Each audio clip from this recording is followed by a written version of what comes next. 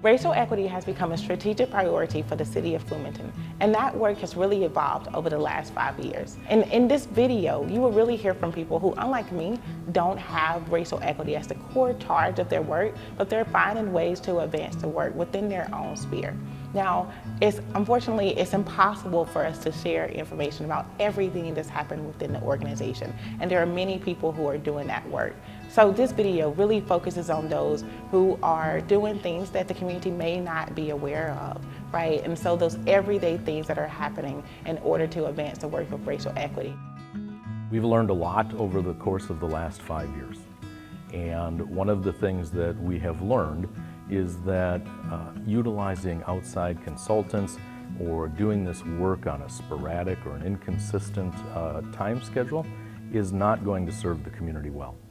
As a result of that, last year the City Council decided to hire a racial equity coordinator, a person who would be working for the city every day to make sure that the systems and the structures that we have at the City of Bloomington are meeting the needs of our community, that are helping move forward our organization in the space of racial equity, and helping the City Council and the city staff develop the competencies that we need to relate to everyone in our community. Many people will ask the question, why now?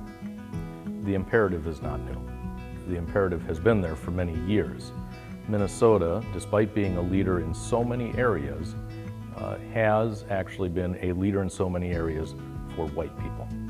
Minnesota has among the worst disparities in the country when it comes to educational achievement and when it comes to things like employment and housing. In those areas, people of color do not have the same opportunity as white people. The urgency of today is being felt because policing is in the news. It's not just policing. I mean, we are experiencing simultaneous crisis in the area of the pandemic and seeing how the disparities of our health system is affecting people. We are seeing how the economic impact is having a disparate impact on people of color. I mean, the way that all of these forces are hitting our community at the same time is only exacerbating the institutional and systemic racism that's already been in place. We have an urgent community need. If Bloomington is going to be successful as a community, if Bloomington is going to be a place where people want to come to live, or if they're going to stay here to live, we need to address these issues, and we need to do it together.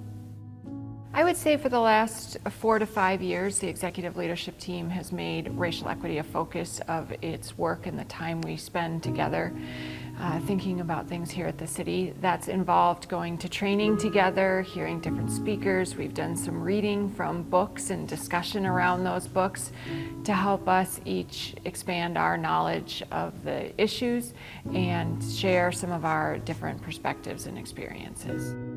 We wanted to make sure that we were attracting and recruiting employees to the City of Bloomington who reflect our community. It's really important that our residents see themselves represented in the people who are serving them at the city level. So we have refocused a variety of things HR related, from where we advertise jobs and how we advertise jobs to what the minimum requirements are in our job descriptions to hold a staff position here. A good example of that would be that historically the city has always said that it would be desirable to hire somebody that has worked for another city or county or already has that experience in government.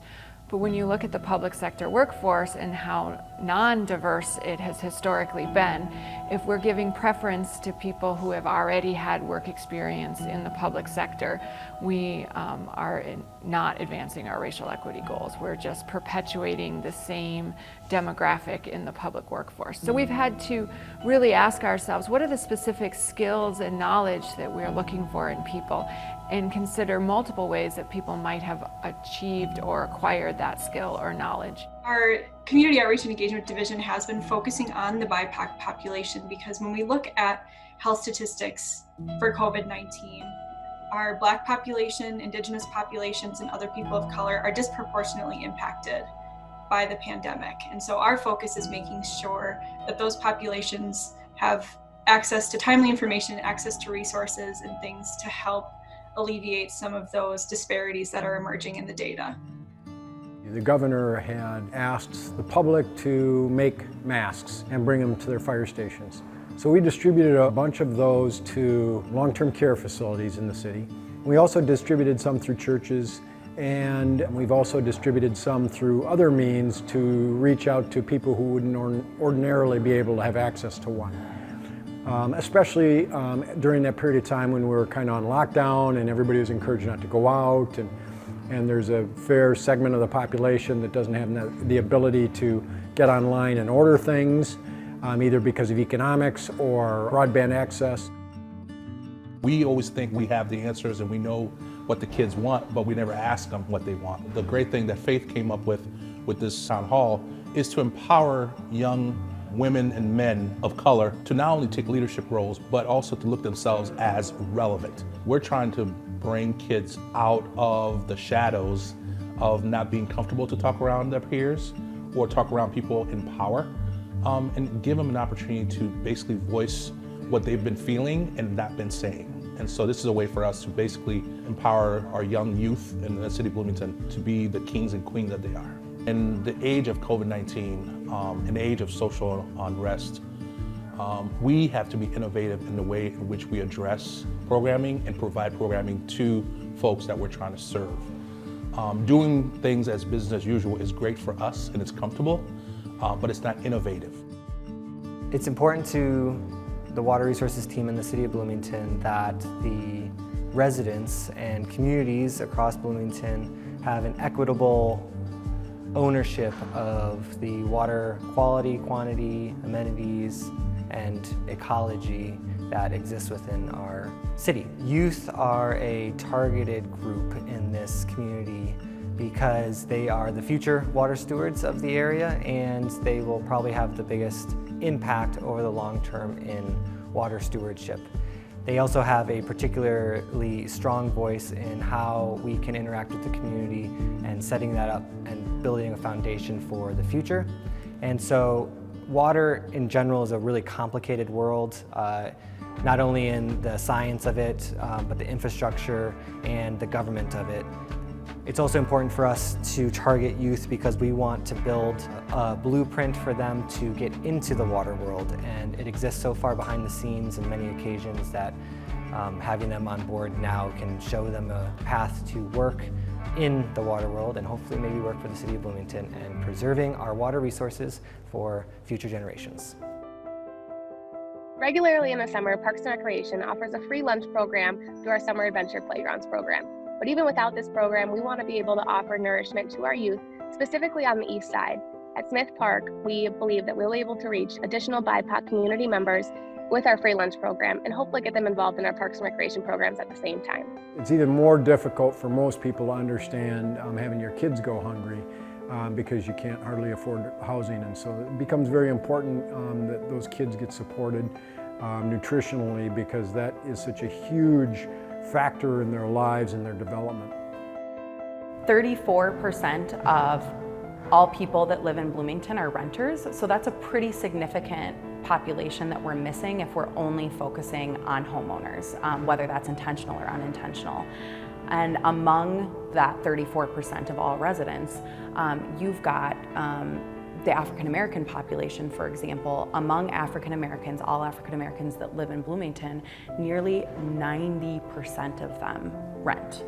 And so when we're trying to capture that population in our programming and our outreach, going to rental housing is a really great place to capture them, because it's capturing people where they live, and it's engaging them in a way that I think a lot of cities and local organizations haven't really thought to do that before. So it was through this outreach to property managers for our tobacco work that we really started getting a stronger sense of what the conditions were on the ground. And there was one property in particular, Southgate Apartments on the east side of Bloomington. It's a 7-building property, 244 units. We estimate like 800 to 1,000 residents there. An incredible property manager who's just engaged with the city in so many different ways. Through that kind of relationship building with her, that we really gained a deeper understanding of the conditions on the ground and how the city in a lot of ways was failing residents. And so we were seeing our clients in public health, we were seeing people interacting with the criminal justice system, we were seeing people that were having issues in securing housing, being able to afford their housing,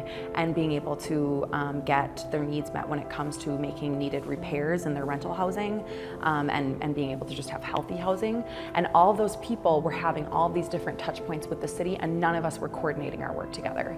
And so we really realized that that it was necessary, that the work is on us as a city to try and figure out how we make our programs and services more accessible to that specific population. What I started doing is convening different city departments and just having meetings on site there. We realized that we needed to expand our group beyond just city departments and also include folks like VEEP, the early childhood services, Bloomington Public Schools, all these other kind of major institutional players that are also having touch points with these residents.